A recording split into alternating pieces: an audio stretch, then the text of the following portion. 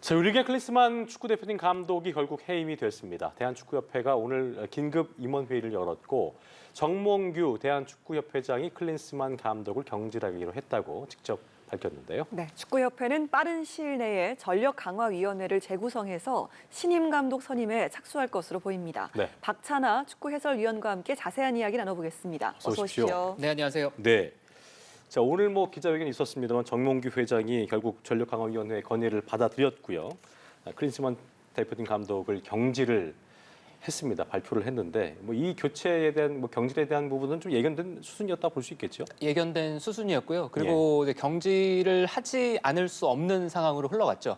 어제 전력강화위원회에서 장고의 회의 끝에 경질 쪽으로 의견이 모아졌고 예. 네, 그 결정권자에게 이제 보고서가 올라간 상황에서 일이 이렇게까지 진행이 됐는데 이제 경질을 하지 않는 것도 모양새가 굉장히 우습고요. 그리고 여기서 경질하지 않고 당장에 다음 달에 있을 월드컵 2차 예선에서 클린스만 감독이 다시 대한민국 대표팀 감독 지휘봉을 잡는 것 자체도 그렇게 ben치에 앉아 있는 것 자체도 감독에게는 면이 서지 않는 상황이기 때문에 경질은 피할 수 없는 순서였다는 생각입니다. 불가피했다. 정몽규 회장이 이제 거치 관련 발표를 하기도 전에 클린스만 감독이 SNS에 먼저 작별 인사를 암시하는 글을 올렸단 말이죠. 그렇습니다. 이제 내용이 좀 논란인데 지난 12개월 동안 13경기 무패 행진과 함께 놀라운 여정이었다라고 적었습니다. 이건 좀 어떻게 보셨어요? 네, 매우 불쾌하고요. 제가 방송마다 지금 매우 불쾌하다고 말씀을 드리고 있는데 네. 저 역시도 매우 놀랐고 그리고 많이 불쾌합니다. 그리고 경질 발표가 공식적으로 나오기 전에 이미 SNS를 통해서 경질에 대한 암시하는 게시글을 올린 거잖아요. 네. 네, 그 게시글은 심지어 댓글도 달 수 없게끔 달 수 없게. 네, 그렇게 막아놓은 상황이었는데 내용 자체도 주제가 없습니다. 네, 클린스만 감독의 화법 자체가 그렇거든요. 항상 두루뭉실하고 그리고 모든 축구사 그리고 모든 팀 모든 축구에 해박한 것 같지만 정작 대부분 내용들이 대부분 알맹이가 없습니다. 구체성이 없는. 구체적이지 않은 그러한 언행들을 해왔는데 이 SNS 게시물도 마찬가지입니다. 13경기 연속 무패를 했다. 그리고 본인은 아시안컵 성적에 대해서 많은 비판 여론이 일고 있는 것에 대해서 전혀 이해하지 못하겠다는 반응을 보이기도 했잖아요. 우리는 불과 1년 전 카타르 월드컵에서 세계적인 강호 우루과이와 대등한 승부를 했고요. 그리고 포르투갈을 상대로 승리하고 16강 진출을 해냈던 팀입니다. 그런 팀을 물려받아서 13경기 동안 패하지 않은 것은 사실이에요. 하지만 그 내용을 들여다보면은 엘살바도르와 홈에서 무승부 기록하고요. 그리고 아시안컵에서 정말 월드컵에서 발도 딛지 못한 팀들, 요르단이라든가 또 말레이시아 같은 팀과 우리가 도전을 사투를 했죠. 벌인 끝에 지지 않는 경기를 했을 뿐이잖아요. 이긴 것도 아니고 조별리그에서 그런 경기를 했고 사우디아라비아, 호주와의 경기도 정말 사력을 다해서 우리가 싸워야 됐고 요르단과의 준결승은 한국 축구 역사상 참패라고 할 만큼 다시는 기억하고 싶지 않은 경기 결과거든요. 하지만 그런 모든 과정들을 생략하고 단순히 13경기 동안 지지 않았다는 결과만 내비친다는 거는 결국에는 나는 대한민국 대표팀을 훌륭하게 이끌었고 아시안컵을 4강까지 올려놨는데 이러한 날 경질했다고밖에는 해석을 할 수가 없고요. 항상 세상만사가 그런 것 같습니다. 어떤 일이 벌어졌을 때 내가 잘못했다라고 시인할 수 있는 사람은 위대한 사람인 것 같고요. 그렇죠. 그리고 그 방식에 있어서도 But I'm sorry가 아니라 I was wrong이라고 할 수 있는 사람은 인격적으로 매우 훌륭한 사람이잖아요. 그러니까요. 그런 걸 비춰봤을 때는 아마 저만 불쾌하신 게 아니라 네. 이 SNS 이 소식을 접한 많은 분들이 불쾌감을 같이 느끼실 거라고 생각합니다. 그러니까 한 사람을 지탄하려는 것보다는 하수다, 비겁하다 이런 연들이 나오는 게 사실 클린스만 감독 처음 선임됐을 때부터 물론 이제 유명한 선수였기 때문에 뭔가 좀 달라질 수 있을까 그랬는데 저희가 좀 뉴스로도 보도했습니다만 너무 한국에 없으니까 잦은 해외 체류도 그렇고 아시안컵 부진도 그렇고 여러 면에서 이게 가랑비에 옷 젖듯이 이게 문제가 될 수 있는 거 아닌가 싶었는데 끝까지 좀 실망스러운 모습이긴 하네요. 그러니까 그런 것들이 다 예견이 됐었습니다. 왜 클린스만 감독이어야 했는가? 거기에 대해서 그 누구도 속 시원하게 말을 해주지 않았거든요. 하지만 오늘 정몽규 회장의 기자회견 질문 답변 시간을 봤을 때는 정상적인 프로세서에 의거해서 클린스만 감독이 선임이 됐다고 얘기를 했잖아요. 그랬잖아요. 하지만 정상적인 프로세서 하에서 클린스만 감독이 선임됐다면 그건 더 큰 일이거든요. 오히려 클린스만 감독이 그냥 갑자기 감독으로 선임이 된 것이 다행일 정도로 정상적인 프로세서가 갖춰져 있었다면 절대 클린스만 감독 같은 인물이 우리나라 대표팀 지휘봉을 잡아서는 안 될 일이었습니다.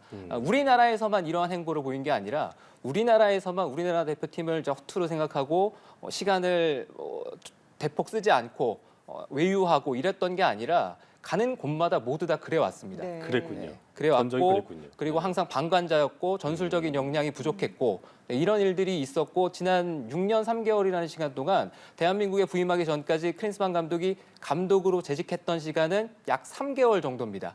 그래서 우리나라 오기 전에 3년 그리고 중간에 3개월은 독일 분데스리가 헤르타 베를린이라는 클럽에 있었는데요. 그 클럽에 부임하기 전에 미국 대표팀에서 경질당하고 또 3년이라는 공백기가 있었어요. 네. 그래서 사실상 6년 3개월이라는 시간 동안 3개월만 감독으로 일을 했고요. 예. 그리고 헤르타 베를린에서 본인이 SNS 라이브 방송 중에 사임을 표하면서 사실상 감독으로는 경쟁력 자체가 사라진 인물입니다. 네. 네, 그런 인물을 우리나라 감독으로 정상적인 프로세서가 작동해서 선임을 했다면 그 역시도 이해할 수 없는 거고요. 그리고 앞으로 이제 감독 선임이 돼야 되잖아요. 만약에 그런 프로세서 하에서 클린스만 감독이 선임이 됐다면 그 프로세서부터 정립시키는 일이 시급하겠죠. 예, 말씀을 들으니까 참 다음 감독은 어떻게 선임을 할 것인가, 또 그러니까요. 어떤 인물이 될 것인가 이런 생각이 드는데 요 이야기 잠시 뒤에 하고요. 일단 클린스만 감독이 지금 3년 6개월 임기를 다 채우지 못하고 1년 만에 내려온 것 아니겠습니까? 그러다 보니까 위약금 문제가 계속해서 거론이 되는데요. 요건 좀 어떻게 흘러가겠습니까? 네, 아마 계약서가 공개되지 않는 이상 저희가 속 시원하게 사정을 알기는 어려울 거고요. 네. 그리고 앞으로도 계약서는 절대 공개가 되지 않을 겁니다. 그렇기 때문에 어떤 식으로 계산이 되어 있는지 그리고 위약금 문제가 어떤 식으로 처리가 될지 저희는 나중에 발표가 나면 알 수가 있겠지만 자세한 사항은 알지 못하게 될 확률이 굉장히 높은데요. 그럼 왜 그런 거예요? 아마 공개를 하지 않는 쪽으로 그렇게 비밀 조항 유지의 아마 조항이 계약서에 일반적으로 들어가 있기 때문에 바깥쪽으로 흘러나오진 않을 거고요. 그래서 위약금 같은 경우는 가장 간단하게 이 문제가 처리가 이제 되려면 클린스만 감독이 나 위약금 안 받겠다라고 하면 됩니다. 약간 네. 사퇴하는 것처럼. 사퇴하면은 그렇게 되면은 이제 위약금을 받지 않는 쪽인데 일반적으로 위약금은 자녀 연봉으로 계산이 되는 게 일반적이죠. 그래서 클린스만 감독이 자신의 어떤 임기를 모두 다 채우지 못하고 지금 조기에 경질당한 상황이잖아요. 그렇기 때문에 계약 기간까지 자녀 연봉을 일반적으로는 위약금으로 지급하는데 그걸 깔끔하게 본인의 이제 명예를 중요시하는 사람이라면 나 돈은 필요 없다. 나는 명예가 아주 중요하기 때문에 그러면 그런 위약금 정도 안 받겠다라고 하는 분들도 축구계에 덜어 있습니다. 네. 하지만은 그렇게 명예를 중시하는 분들이 일반적이진 않고요. 위약금 문제를 이제 어떻게 처리할 건지는 대한축구협회와 이제 클린스만 감독 간에 계속해서 상호 간의 어떤 공방까지도 벌어질 가능성도 있고요. 진흙탕이 좀 될 수도 있을 것 같아요. 진흙탕이 될 수도 있고 어. 가장 좋은 거는 역시 말씀드렸던 것처럼 서로 원만하게 합의를 통해서 전액이 다 아니더라도 조금 우리가 돌아봤을 때는 클린스만 감독 본인도 감독직을 성실하게 수행하지 않은 것만은 틀림이 없잖아요. 뭐 꿀알바 이런 얘기도 나오더라고요. 방관자였으니까. 그러니까요. 전술적 전력적으로만 방관자가 아니라 선수단의 어떤 분위기라든가 이런 모든 것들을 종합해 봤을 때 클린스만 감독은 그냥 방관자 그 자체였거든요. 과연 대한민국 대표팀 감독으로서 무슨 일을 했는지 오히려 궁금할 정도니까 그런 것들을 얘기할 수 있지만 클린스만 감독이 그동안 기자회견을 통해서 했던 말들이라든가 아시안컵 끝나고 우리나라에 들어오면서 공항에서 했던 답변을 봤을 때는 본인이 아마 그걸 포기할 확률은 좀 희박하지 않을까 싶습니다. 그거 여쭤보려고 희박할 것 같다. 일단 예상을 해보겠습니다. 후임 감독 아까 얘기했었는데 선임 작업에 착수를 해야 될 텐데 아까 그 말씀하셨던 이제 후임 감독이 3월 21일 또 26일 2026 북중미 월드컵 아시아 2차 예선 앞두고 있기 때문에 일단 뭐 원포인트로 할지 또 어떻게 할지는 봐야겠습니다만 선임이 빨리 이루어지긴 해야 되는데 그 프로세스 되게 중요해 보이는 상황이네요.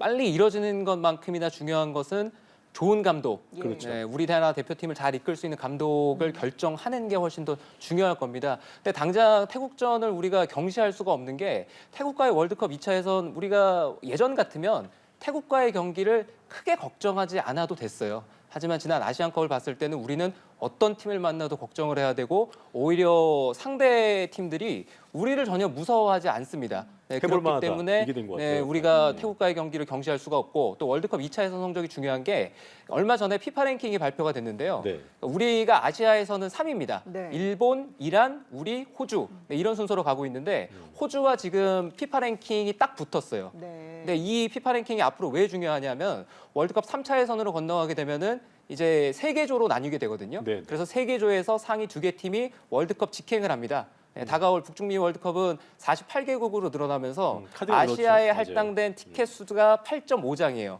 그래서 아마 늘었어요. 많은 분들이 월드컵 이제 8.5장이면 지금까지도 우리가 꼬박꼬박 월드컵에 참가를 했으니까 티켓 수가 더 늘어나면은 그러면 우리가 당연히 더 가지 수월하게 않겠어? 갈 수 예. 있지 않을까? 네, 이런 생각들을 많이 하시는데 네, 아시안컵 보시면 결코 그렇지 않다는 거 다들 느끼셨을 거 아니에요. 그리고 그 시드에 대한 말씀을 이제 드렸던 게 만약에 우리가 호주에게 피파 랭킹에서 뒤처지는 상황이 발생하면은 그러면 일본, 이란, 호주 이렇게 세 나라가 시드를 받겠죠.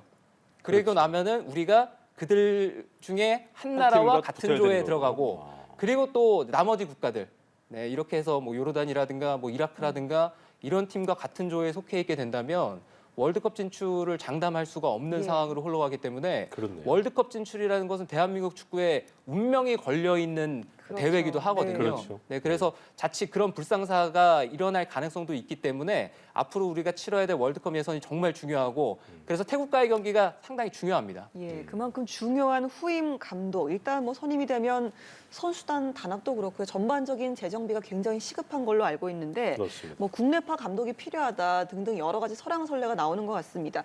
어떤 감독이 필요하다고 보세요? 일단 당장 시간이 없어서 대한민국 대표팀을 잘 알고 있고 네, 그래서 아마 국내 감독에 대한 얘기들이 많이 나오고 있는데 네. 현실적으로 이제 후보군이 상당히 협소하긴 합니다. 지금 K리그 감독으로 재직하고 계시는 분들도 이름이 오르내리고 있습니다만 현실적으로 당장 K리그도 눈앞이 개막이거든요. 네, 이런 상황에서 이제 감독을 임시 감독 혹은 대한민국 대표팀 감독으로 부르는 것은 어려운 일이라고 생각을 하고요. 그렇다고 지금 당장에 눈앞에 월드컵 2차 예선이 있는데 외국인 감독을 선임해서 다시 우리나라 축구를 파악하고 우리 선수를 파악하고 아시아 축구를 파악하게 하는 것도 물리적인 시간이 협소한 건 사실입니다. 그래서 우리나라 감독을 선임을 하건 외국 감독을 선임을 하건 장단점이 있고요. 여러 가지 얘기들이 나올 겁니다. 하지만 말씀드렸던 것처럼 그것보다 중요한 것은 확실한 지도력을 가진, 네. 확실한 카리스마를 가진, 그리고 확실한 성과를 가진 감독을 선임을 하는 게 중요한데요. 예. 근데 이제 글로벌 시장, 국제 시장을 봤을 때는 예. 대한민국 대표팀 감독뿐만 아니라 대표팀 감독이 좀 사양 직업입니다.